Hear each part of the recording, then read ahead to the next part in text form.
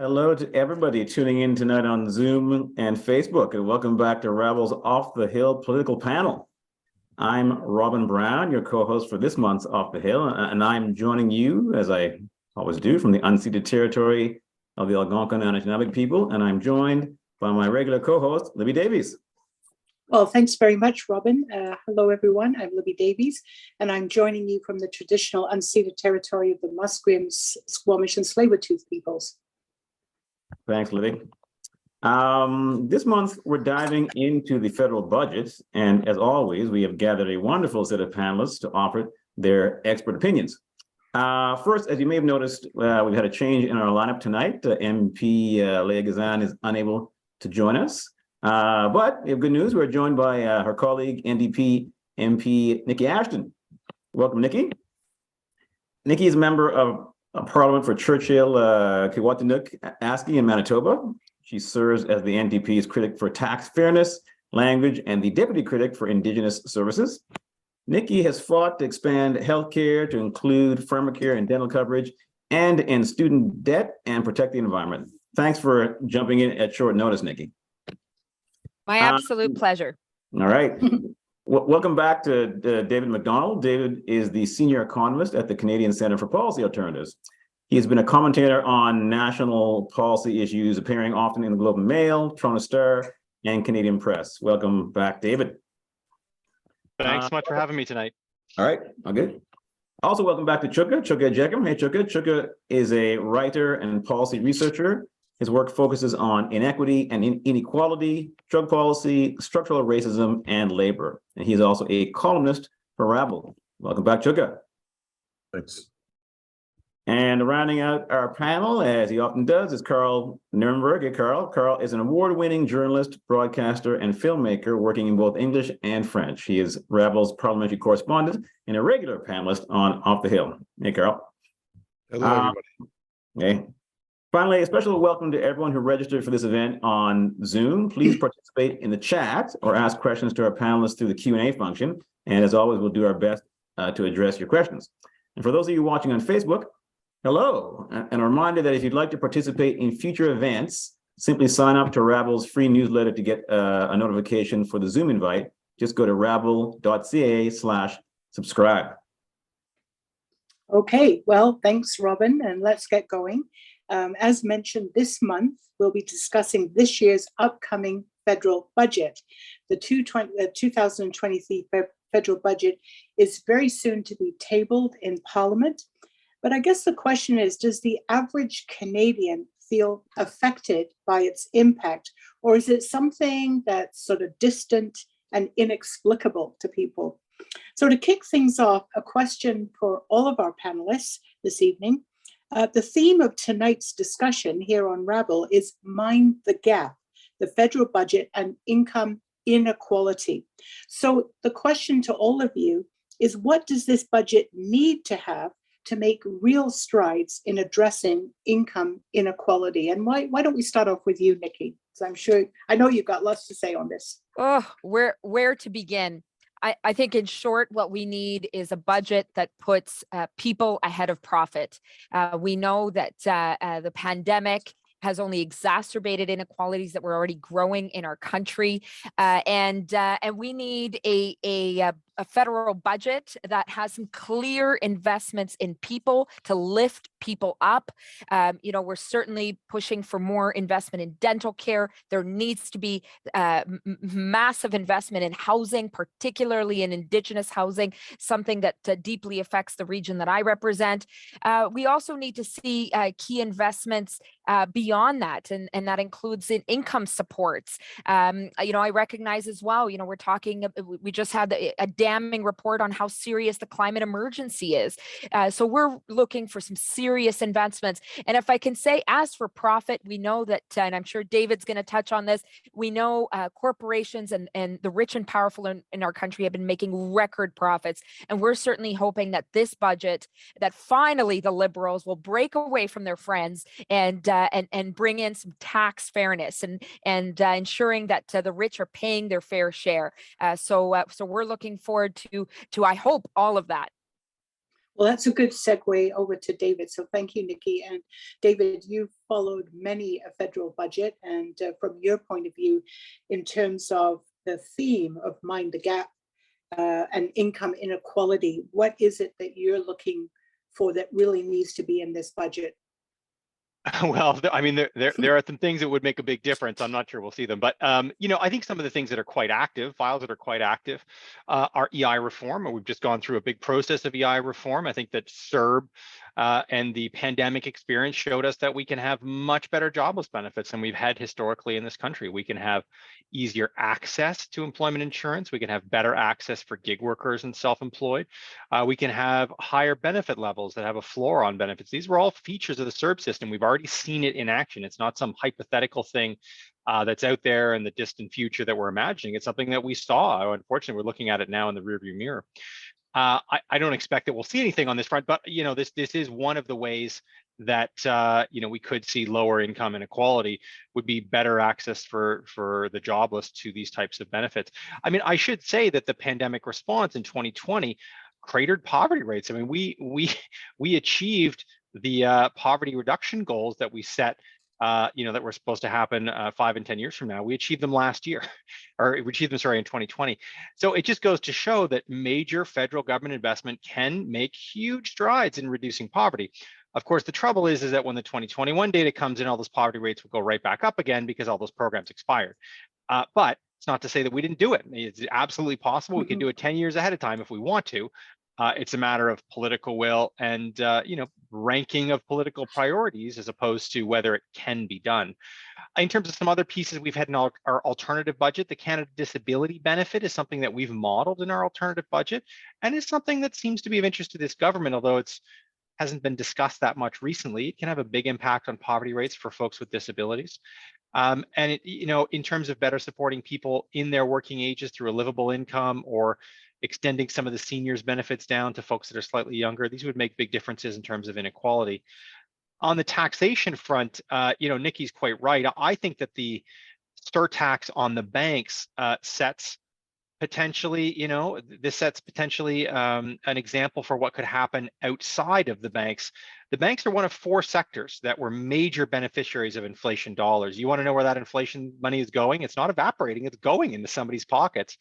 47 cents of every inflation dollar that you are spending, or that we are all spending in the Canadian economy, are going to 4 industries: oil and gas extraction, oil and gas refining, banks, and real estate. Well, there's a pandemic surtax on one of those 4 groups. It's banks. They're among the smallest. The biggest, frankly, is oil and gas and refining. It would be great if the corporate income tax surtax was applied not just to banks, but more broadly, to really capture all this money that's gone to profits instead of to productive investment in the economy. Well, I think that gives us a really good reality check, David. So thanks for that. And let's hear from Chuka, just your initial thoughts on the federal budget and income inequality and what you think needs to be addressed.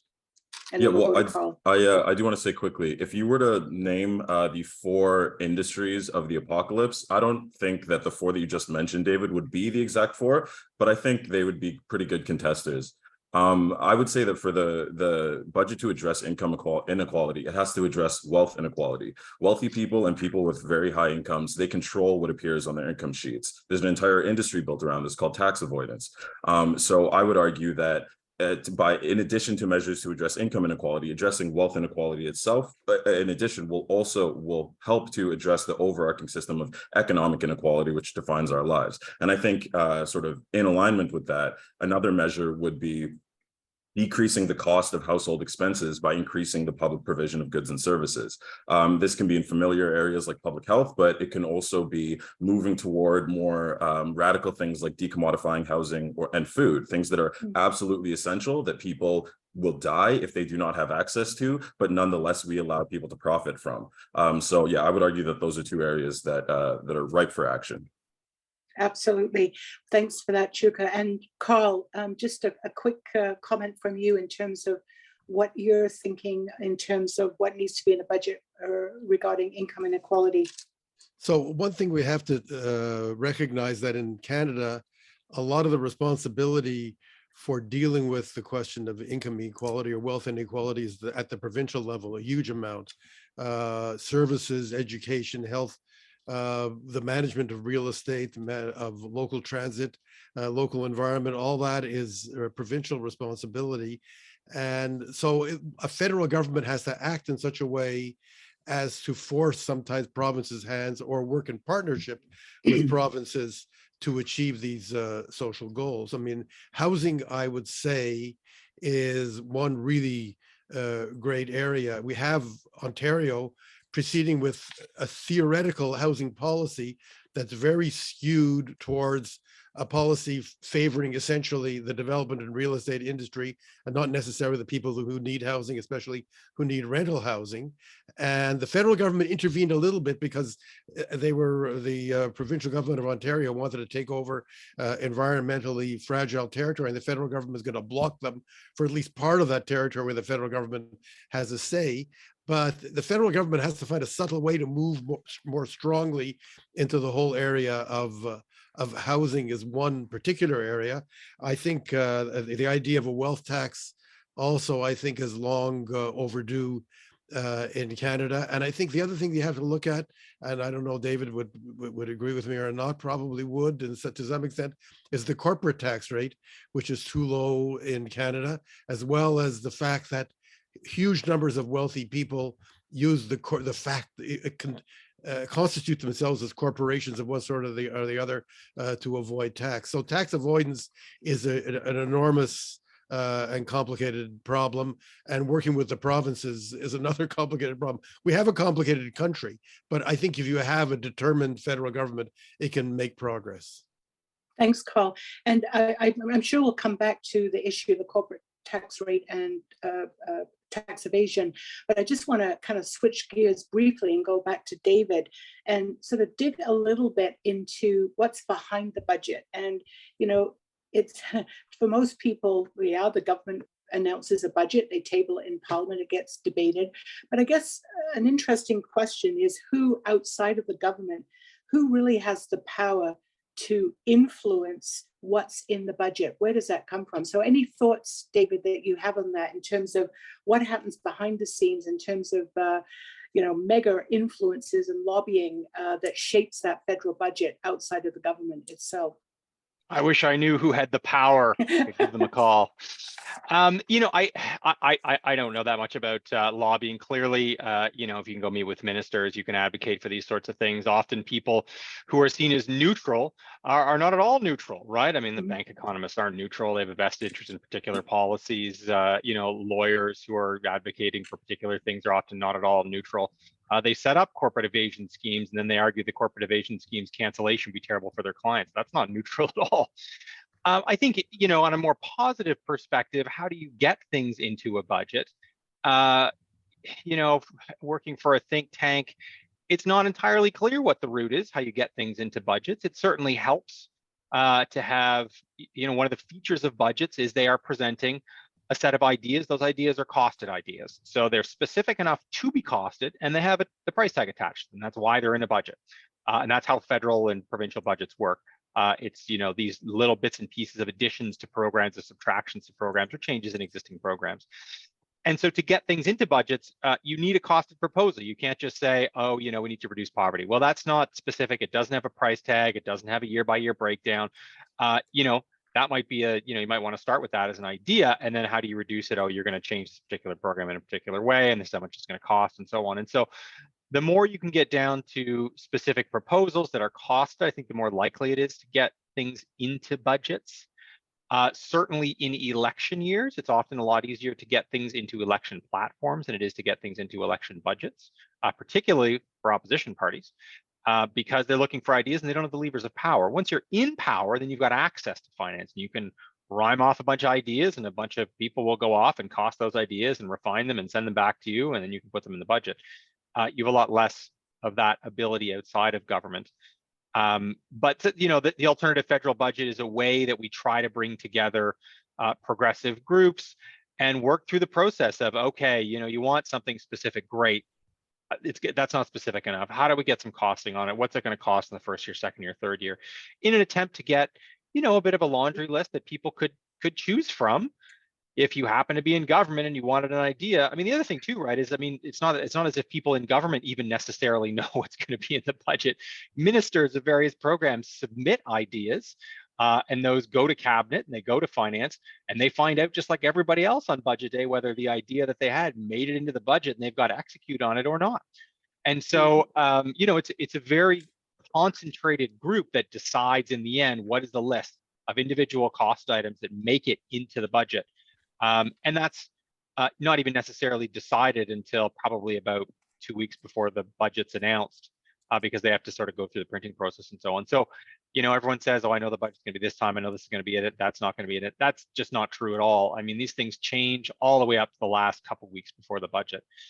And so it's a much more flexible process, I think, maybe than people understand. And it's possible to influence, but you never know when the influence is going to be or where it's going to come from. And so that's why it's always good to have a decent list of ideas on hand that are costed and pretty specific.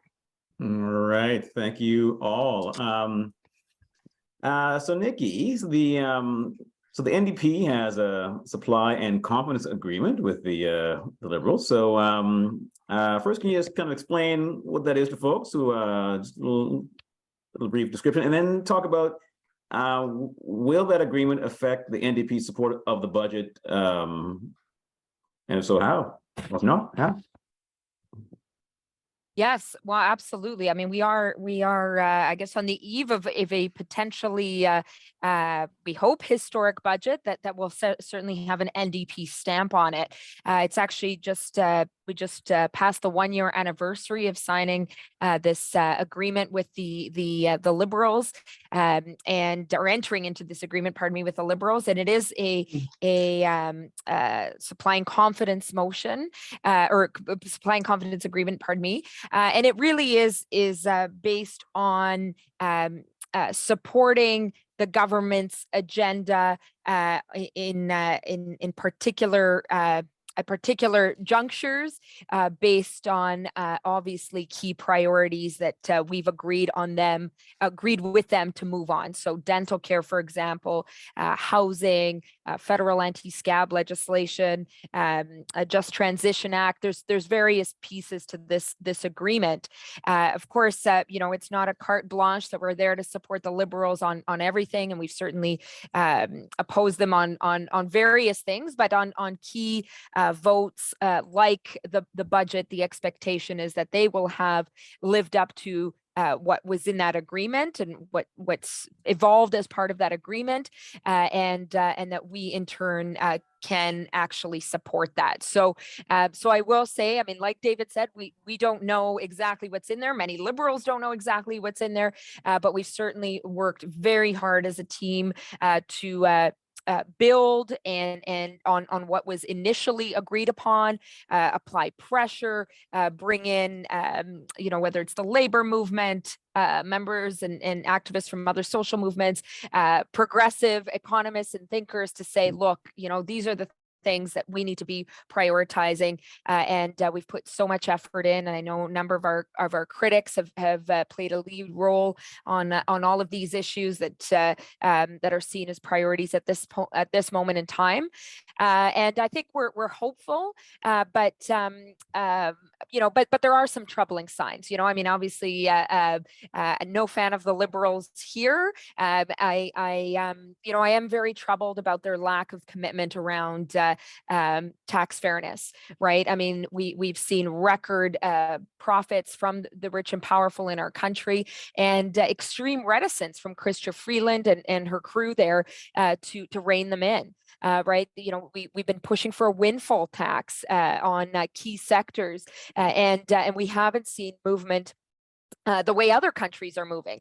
We've certainly pushed to close tax loopholes and to take tax evasion seriously. And this government is definitely not doing it. You know, there's been some cosmetic changes, you know, some important things, but by no means what we need to get a handle on the level of tax avoidance and tax evasion we're seeing in our country. And we think this is the time to do it when profits are where we're seeing record record profits, when Canadians are incensed that costs are only going up. I mean, just the fact that, we know inflation has dropped a bit, and yet on food, it's almost double the national rate. Canadians are saying, hey, wait a second, why am I paying my fair share? And meanwhile, all these folks in the grocery, banking, oil and gas and other profitable sectors getting away with ripping us all off.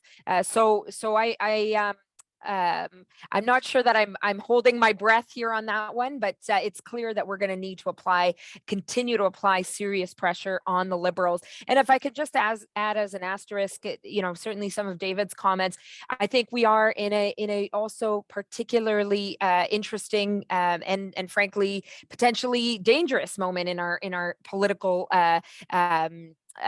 sort of journey here, where the Conservatives, where Pierre Poilievre has taken on left-wing sort of class warfare discourse, hook, line, and sinker, really appealing to working class folks, to blue-collar workers, including in parts of the country like mine, to say that he's on your side. But when you scratch the surface to find out what that means, it is most definitely the opposite. I think we have to take the Conservatives on. I think we have to be also very clear in opposing their rhetoric. Based on the fact that we know they always push austerity, privatization, benefits for their rich friends, not unlike the Liberals in many cases. And so I think the Liberals are going to try and cower a bit to some of that pressure. And we certainly can't let that happen. And when I mean Canadians, progressives and Canadians overall. We have to call both the Liberals and the Conservatives out for their faux populism and right-wing politics. Excellent. Thanks very much, Niki. Libby. I know that the budget will get a lot of scrutiny before you have to make those critical votes. So now just moving over to Chuka. Chuka, your global and anti-colonial perspective of Canadian politics, which we always love hearing about on Off the Hill panels. It's really a very important analysis of the upcoming budget. So a question for you, what would possibly surprise you and what wouldn't, from that perspective you have of global and anti-colonialism? Well, thank you. It's nice to know that my thoughts are appreciated. But one thing that I would be surprised by would be recognition of Canada's disproportionate contributions to climate change. Or really just recognition that like other people exist in the world. Canada has among the highest per capita carbon emissions across the globe, vastly more than India or China. And discussion of per capita carbon emissions isn't meant to focus toward personal carbon footprints. That was an idea that was manufactured by the oil and gas industry. Rather, it's meant to help us compare countries that have vastly different populations. And reckoning with that, we find that Canada has disproportionately contributed to climate change on the basis of emissions alone. But Canada is also a global headquarters for the global mining sector. Recently Canada has bragged about this, has presented itself internationally as a place that invites mining companies to establish their headquarters in this country. In 2019, National Resources Canada was noting that more than 600 Canadian mining operations were active around the world in nearly 100 countries. Therefore, of course, Canada also benefits from political destabilization within these countries as it allows for more destructive, ecologically destructive or harmful extractive practices. So, these things are unconscionable. And that's, setting aside the fact that, or that's without even getting into the fact that the global mining sector has been responsible for mass violence against Indigenous people and land protectors around the world. And again, this is something that Canada, as a headquarters for the global mining sector, is especially implicated in. So, in no uncertain terms, Canada conducts itself on the world as a global scourge. It is unconscionable. And the idea that simply because it benefits this country economically, therefore it is acceptable, it's absolutely cannot be permitted to go forward in this century any further. In terms of what wouldn't surprise me, this has come up a bit before, but I wouldn't be surprised if there is no discussion of a wealth tax. No, I think the what exactly is meant by a wealth tax there's certainly a lot of room to discuss what should be implemented or to construct a policy. But I think the important thing to note is that while the measures that I would advocate for seizing wealth and assets from wealthy people and profiteers are certainly very different than what I suspect a liberal government would consider, let alone implement.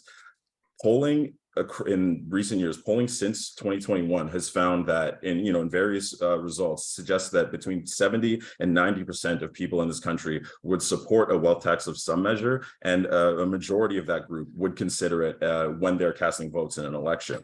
So, regardless of exactly how it would be constructed, there is political room there. There's a policy that could be implemented, that there's public support for, public desire for, and the government seemingly has no interest in pursuing it. So I would not be surprised if they continue to lack that interest.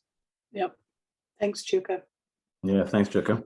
Karl, let's go back to you. You've examined and critiqued a whole bunch of federal budgets throughout the years. Is there anything that we haven't covered yet that you think or hope will be different, if anything, about this budget?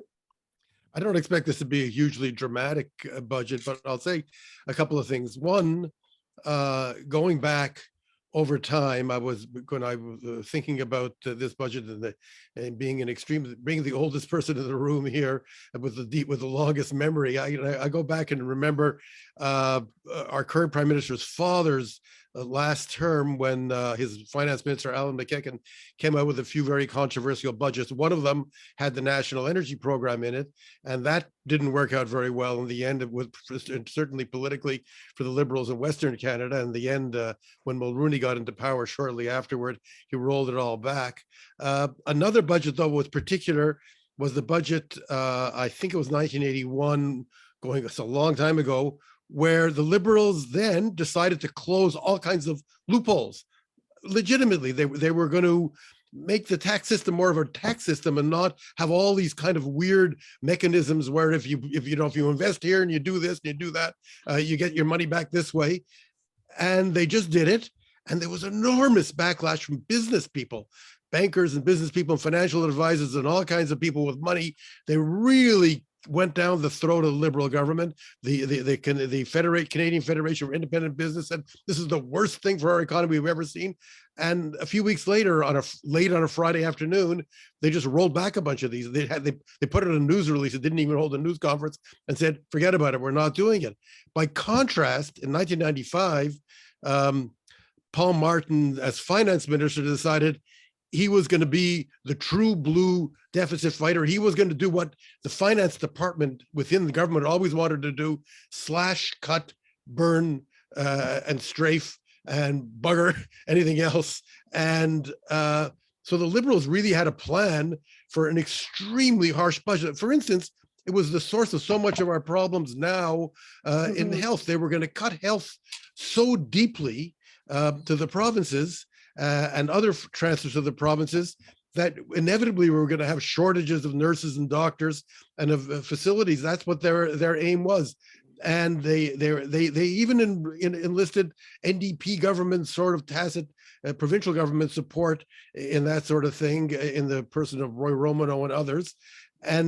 But they cleverly managed public opinion. They leaked the entire thing to the Globe and Mail and the CBC. So when the budget came out, which was really a dramatic, harsh, it was one of the key moments in the political and economic history of this country. It just went by. It went by hardly noticed.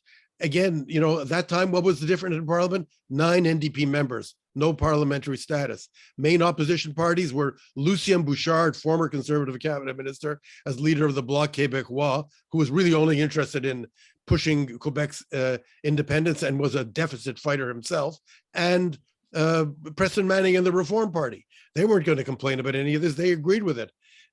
So you had the press and you had the main opposition. So things changed a lot. I mean, we have an earlier example of what we're facing now in 1985, where Paul Martin, as prime minister, discovered he was going to be voted out. He had been counting in a minority government on the Conservatives, and suddenly the Conservatives decided there were too many scandals associated with this government, and they were going to vote them out because they thought they could win the election. And Martin went cap in hand. He didn't like the NDP and he didn't want to deal with the NDP, but he went cap in hand, finally had no choice, to Jack Layton and said, what can we do? How can we make a deal? And they made a deal. They had what at the time, I remember Judy Wassilicia-Lease, who was an NDP member, said, well, this is the first NDP budget we've ever had in Canadian history. They added 4.6 billion in spending to that budget on Aboriginal housing and other matters. And they rolled back planned corporate tax cuts. The Liberals were so honest about being kind of like, we'll take any dance partner who will dance with us, or I could use ruder language, that they said at the time, yeah, well, we'll bring those corporate tax cuts back when we can get the Conservatives to vote for them. But for the time being, we need the NDP. So we're doing what they want. Well, Karl, you have an amazing political memory overall, and just what you've reeled off there in terms of former federal budget is quite incredible for all of us to remember. And I have to say that so-called NDP budget, I was the one who negotiated that for Jack Layton, so I remember that very well, and what we were able to accomplish. But I just want to move back to David for a moment before we start getting to some audience questions, because David, you mentioned earlier on about the alternative federal budget and the very important role it's played in helping to influence and bring together progressive thought around what needs to be in the budget. So I just want to give you an opportunity from this year's alternative federal budget. What are some of the key priorities that we haven't talked about this evening that you think need to be addressed from the alternative federal budget? Well, I mean, it's only a couple hundred pages, Libby. How much time do I have? About 2 minutes. No, okay, I'll make it brief then. I mean, I think on the environment file in particular, there was this big gift of carbon capture and storage to the oil companies that have record high profits. They don't need more tax breaks, right? I mean, there is a real need for residential decarbonization as well as electricity decarbonization, where we have sort of specific pieces in the budget that would really push this much further. On the childcare file, this is an area where we've come a long way in a couple of years, from nothing to $10 a day in a year's time. Some provinces are already there. I think the big issue coming up next will actually be capacity. So you've got really affordable spaces, but you don't have enough of them. And so a lot of people won't be able to access them. And I think capacity will be the next big debate. So we'll see in this budget whether that will be addressed. When it comes to things like healthcare, I mean, healthcare is, the Minister Freeland has said that this is going to be a part of the budget, although we already know the details. I think one of the big missing pieces will likely be long-term care. I mean, there is the movement towards the establishment of national standards, but it's unclear at this point whether the money in the fiscal framework at this point is sufficient to actually enforce, or not even enforce, but fund those national standards provincially. So far we're making progress on the pharmacare file, in line with the Liberal NDP agreement. It's slow progress. I wish it could be faster. It may well, I think the NDP in some areas like dental care has really pushed the Liberals to go much faster than they would have otherwise gone. Enforce programs, that instead of being in full insurance programs for dental care, it's a cash transfer the first couple of years, but at least there's something in place. That kind of speed just isn't happening on the pharmacare file. It's not to say that there isn't some small steps going forward. We haven't talked that much about post-secondary education in terms of tuition rates and higher student grants and better support for institutions. And so, I haven't heard anything about that. I don't think that's anywhere to be found. Affordable housing remains a huge issue for people. Acquiring rental housing has actually been relatively popular with groups and municipalities on the ground. And so I think there's a lot more that could be done there, simply buying and converting rental housing to affordable housing. Clearly, the National Housing Strategy is not delivering in terms of the construction of new units. So I think there's definitely some pieces in the AFB to push much harder on the construction of new rental units. But anyway, I'll cap it there. Okay, that's great. I know there's so many issues, so you were able to get in a few more there. So I think, Robin, we're going to move on to the questions now. So we've had quite a few questions coming in. It's generating a lot of discussion, what you've all been saying. And just one question that jumped out at me that came in And I'll put this over to you, Nikki, because we have talked a lot about corporate taxes, corporate capture. And one of the people listening in says, why not require these corporations to pay at least a living wage? The minimum wage isn't enough to live on in most places in Canada. So just any comments you have, has that ever been pursued or pushed by the NDP or even by the AFB, if David wants to jump in on it, a living wage? Mm-hmm. Well, a really important question, and we've certainly pushed for an increase to the federal wages in the federal sector, but I think we should be absolutely broadening it. Obviously, provinces have their own jurisdiction, but I think what this person is also getting at as well is just taking on the corporations who are making their profits off the backs of working people, and in turn, those same working people across the country and people on fixed incomes are falling further and further behind. So we should be looking at taking them on, taking the executives on in comprehensive ways, and whether it's increasing the corporate tax rate, whether it's going after the tax evasion we're seeing. I think coming out of the Paradise Papers, Canada's only gone after one tax cheat.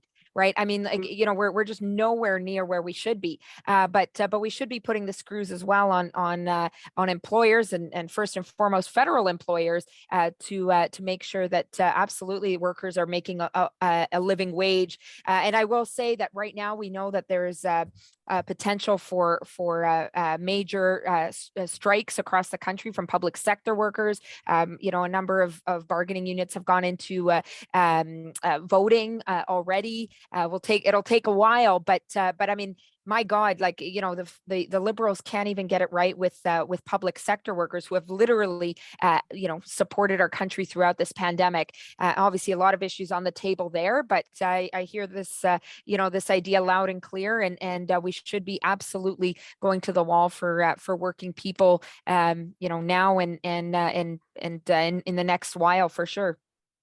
Okay, thanks, Nikki. We've got quite a few questions actually coming in about this issue of the power and the clout that corporations have. And here's another question that I think all of you might want to answer. And it says as follows: corporate capture is a term I'm running across more and more in my struggles as an environmental activist. It seems to be a reality for many other social issues as well. Why is our government so beholden to corporations? So Chuka, do you want to take a run at that one? I'm sure you've got lots to say.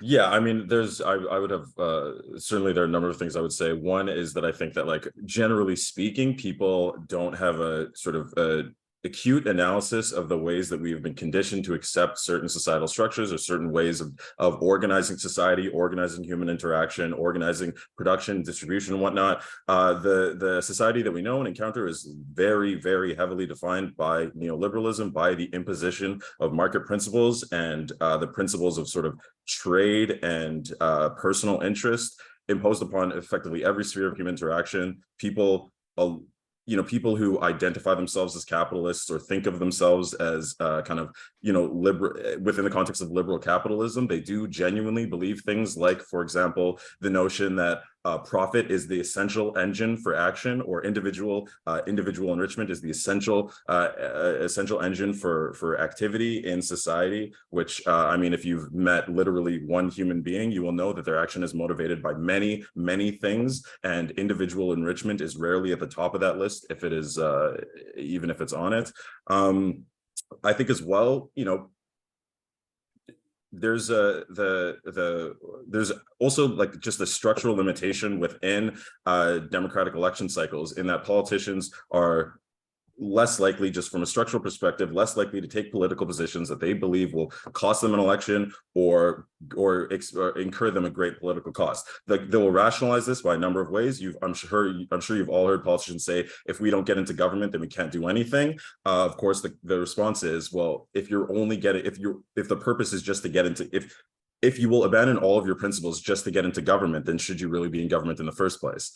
So I mean, yeah, I think there are a lot of reasons, but I think the important thing to identify is that in so many of our struggles, we have to be explicit and clear-eyed about the fact that we are confronting capitalism. We are confronting the notion that you can extract profit from simply the fact that people exist. We're confronting this sort of what I would characterize as a debasing of human existence, a debasing of the entire world that has been imposed upon us, and that humanity and all creatures on this planet have been subjected to for centuries. So yes, I think it is important for us to know what we are fighting.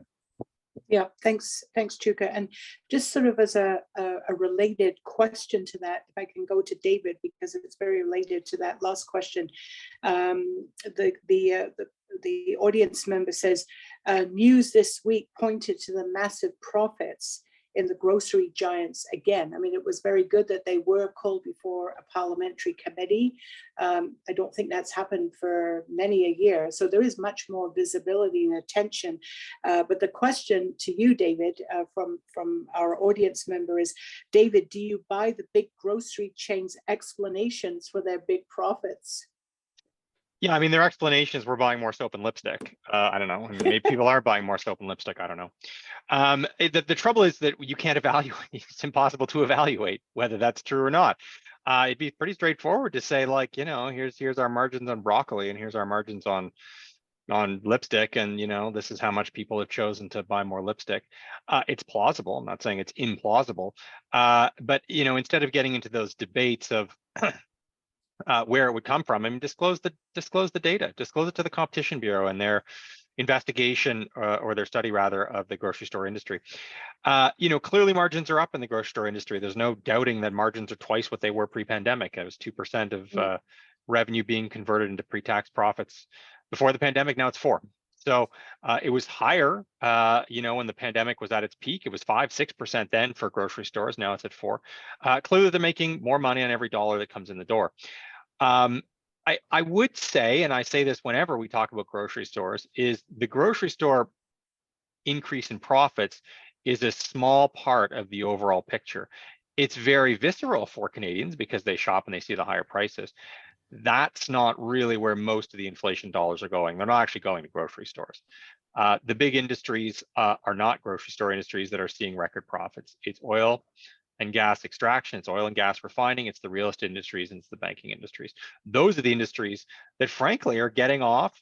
They're not being dragged in front of you know, parliamentary committees and trying to explain where these record profits are going. You know, oil and gas says they want to have a green transition and so on. They'll never have this much money ever again. The margins are just, they're higher than they'll ever be. And there's no green transition. There's no, you know, this money could be invested in a green transition. I mean, you know, they could be tearing down the oil sands and putting up solar panels, but that's not what's happening.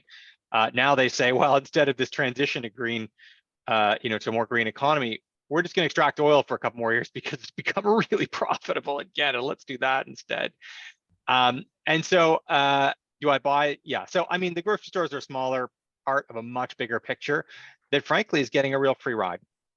You know, I'm glad the grocery store, you know, execs got dragged out and got to explain this a bit, but they're small fish in a much bigger picture here in terms of where all this inflation money is going. Yeah. Okay. Well, I think that's very, very good observations. Anybody else care to weigh in on that, or sort of as a follow-up, how do we get the other big guys before these committees to be transparent and to be held accountable for the profits that they're raking in? I can jump in and you know, I hear you loud and clear, David. There's a lot more other, you know, a lot more of these other Loblaws types that we could be bringing in. And I think part of, you know, the traction around Loblaws is exactly as you said, is because it does hit people viscerally. You know, it's very, very visual and shock, right? You know, when they go into the grocery stores and you know, here in the north, I mean, we've had a long-standing and particularly in First Nations cost of living crisis, especially visible in food, and it's only of course become worse And sadly, though, in our case, a number of these corporations actually benefit from public subsidy as well. So they're making record profits with all of our money, and obviously taking advantage of some of the most marginalized communities in the country. So it is, I think, a sector where we could be doing a lot more work on when it comes to fighting for Canadians. But I think, I think we need to make sure that message gets out there. These are by no means the only folks that are ripping us off. And again, we've seen from Freeland, right? She was immediate in saying no windfall tax on oil and gas. I mean, that's absurd, given the profits that we're seeing and the extent to which oil and gas is destroying our planet. I mean, folks may have seen that there was just an earthquake in northern Alberta, not caused naturally, but from I understand from wastewater from the tailings ponds, and so or wastewater from the production, I guess, of in the oil and gas sector there, right? I mean, these are shocking realities, and I think a lot of Canadians want to see that happen, and unfortunately, right now, Parliament is obsessed by, I would say, and spending a lot of time on some issues and not enough on what matters to a lot of Canadians, especially in the pocketbook, and especially when it comes to acting on the sense that people are falling further and further behind in order to allow for greater profits to be made by not just anybody, but oftentimes the friends, the donors, the fellow holiday makers of those in power, and friends of both, not just Liberals but Conservatives as well. Thanks, Nikki. We haven't talked at all about military spending or the defense budget, and we have an interesting question that's come in from someone who's listening in, who says, just if I could find it here. Yes, the question: am I correct in thinking that the US is heavily influencing the defense budget and the choices of what to buy, e.g. fighter jets? Is there a way to duck this pressure and make our own priorities? Karl or Chuka, do you feel you could take a stab at that one, the defense budget and who influences it? I mean, I do think that we're getting some pushback from this current Liberal government on military.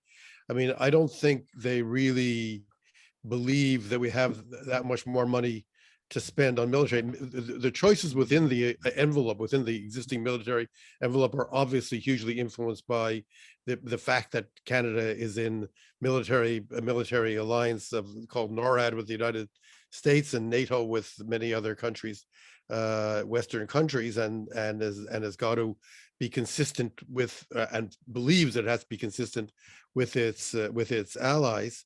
But it is interesting that the Americans want Canada to basically lead an international expeditionary military force to occupy Haiti. And Canada has already said that we're not going to do it. I mean, Melanie Joly just about said that the Haitian community in Canada is dead set against that. Michael Jean even came out publicly to say military occupation is not the solution. So the Americans, it's kind of like, there was somebody once said, when I hear the word culture, I reach for my gun. The Americans' attitude is, where there's a problem, we send in troops. I mean, it's sort of like, this is our reflex action. It used to be just to control people and take them over. And Haiti has been taken over multiple times by foreign military presence, especially the American. So the Canadians are, to some extent, we are resisting that, and we're not going to go to the 2% of GDP on military spending. The other thing we're not going to do, which Britain, for instance, did a long time ago, is go to the 0.7% of GDP on international cooperation, on what we used to call foreign aid. So we're sufficiently insular and feeling sufficiently safe and smug that we're not going to do either of those things. What we may be doing, if we're talking about relations with the States, is the agreement that has just apparently been made public today, is that we are going to take 15,000 more asylum seekers who would normally go to the States, largely from the Caribbean and Central America and elsewhere in Latin America. And in exchange for that, we're going to close the entry point to Canada at Roxham Road between New York State and Quebec, and the Americans are going to allow us to send back these asylum seekers. I wonder if we're going to seek an agreement that they won't imprison those people when they send them back. And it'll be interesting to see what kind of agreement there is and whether we'll actually see that. So we are going to be playing ball with the Americans and getting along with them. I mean, the fact is, this is a different kind of American government than we had to deal with when Donald Trump was president. So we have a tendency to say, we know that American governments aren't all the same. I mean, the American governments are all inherently domineering, but some of them aren't just domineering, they're toxic and bullying in addition to being domineering. It is, Americans can't help but be domineering. They're the hugest economic power on the earth, and they're a very large population as well. And we're the little neighbor in population and economic power terms sitting on their north flank. I wonder if the fact that the American president is visiting Canada is even getting much press play. And I'm tempted to turn on CNN to see if they even notice that the president's in Canada. I mean, Yeah. I think like to say, I know, I imagine you said this somewhat in jest, Karl, but to say like the Americans can't help but be domineering, I feel like they can, and they do it intentionally. And like, you could say this US government, federal government isn't like the last one. Yeah, the government has changed, but the political system has not. The last president is currently running for president again. There's nothing within the American political system or within like American like sort of fungible American political forces at the moment that could assure us that they will not elect an overtly fascist president. And so I think the thing to note, or I think a thing to be aware of, is that Canada obviously can never militarily contest the US, nor could Canada ever escape the US's security umbrella. So in the instance that there is another overtly fascist, overtly racist, overtly destabilizing government elected, where does that put us now that under the auspices of a more gentle, more sober government, Canada has explicitly argued for increasing funding to NORAD in anticipation of a conflict with China. The US is pushing for selling weapons to Taiwan, has encouraged Australia to purchase nuclear powered submarines. All of this is happening in the context of a presidency that is less aggressive, less racist, less dangerous. So, I think like I'm not a security expert. I don't have, experience with the military, but it seems that Canada's primary interest when it comes to military expenditure is maintenance of its relationship with the US. That will be the determinant of any circumstance involving the military that Canada is involved in. And so, I mean, then I think we should question, how can we have this institution that is, it's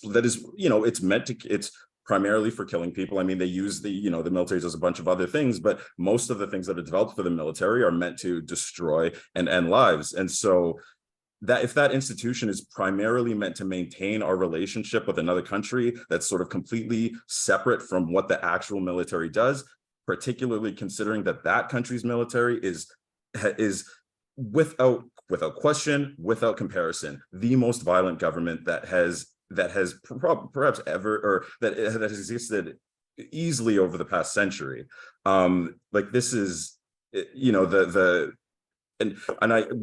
I think so. The last point I'll make is that we're entering an era in which it is becoming, even more explicitly clear that the U.S. will use its military and the threat of sort of military force to maintain its dominance in the world. It's not attempting to develop more bilateral, equitable relationships with countries that it has had in the past very exploitative or extractive partnerships with. It's not attempting to offer more like reparations or better funding. It's not arguing for waiving debts at the IMF.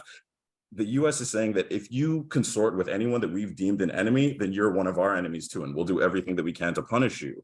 I think that being able to even if you accept the necessity of standing militaries, I think there's a serious conversation to be had there. But even if you accept the necessity of standing militaries, I do not think you can claim that what the US military does is at all necessary. And therefore, I don't think that the Canadian military should be attached to it in any way. Yeah, well, I think that thought is shared by many people, Chuka, in terms of Canada needing to have independent assessment and thought about its military spending. There's so many great questions coming in. This question it's rather detailed, so I'll try and read it slowly. And I'm thinking that Nikki, you might want to take a stab at this one. So this is the question that came in. Economic inequality is, at least in part, linked to employment equity. For example, there is a huge demand across the country for skilled workers. StatsCan reports that the participation rate of women in skilled trades occupations is about 7%. The Employment Equity Act dates back to the late 1980s, and although it has been tweaked several times, we still have extreme inequality in those occupations where there are lots of jobs available. The Act needs a complete overhaul. The economics of many families in Canada would be greatly improved if we had employment equity for women in all their diversity, in trades and technology. Do you think the budget will address this issue at all? It's a big question. It's a great question, and Yeah. I appreciate the "at all" reference to at the end there. Will the budget address it at all? I mean, and we have this feminist prime minister who's reminded us of his cred over and over and over again. I think it is a very critical question, and I think that well, I mean, for sure, the emphasis on employment and employment equity as part of that is critical.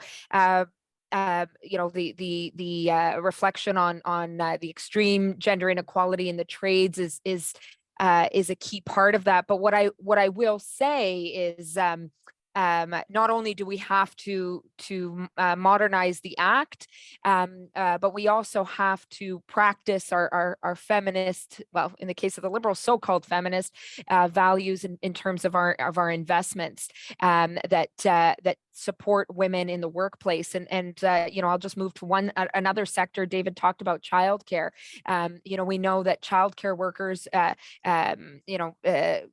very much overrepresented in terms of women, are some of the lowest paid workers in the country, and doing care work certainly, and it is a real problem, right? A real problem in terms of not just their standard of living, but also recruitment, retention, expansion of the childcare sector, and the lack of childcare is in turn a real barrier to women trying to enter the trades. Work that often takes you away from your home. Shift work, work in the camps or on projects.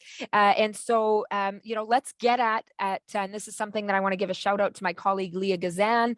Let's make sure in terms of legislation that we are paying childcare workers a living wage.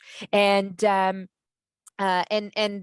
would say, beyond that, we know that there's extreme need as we talk about the green transition, serious need in terms of the investment in green infrastructure. And yes, that's an area where the trades could be a part of, but that's also an area that we could have, real assurances that women, Indigenous peoples, Black, racialized, immigrant folks are employed as part of these projects. And my goodness, let us also take on the extreme exploitation of migrant workers in our country, and many of whom are women, and really see and act on the power that we have to create jobs, good jobs that take on the climate crisis, that take on our care crisis. I'm gonna jump in there, Nikki. Yes, we're just about to wrap up, so.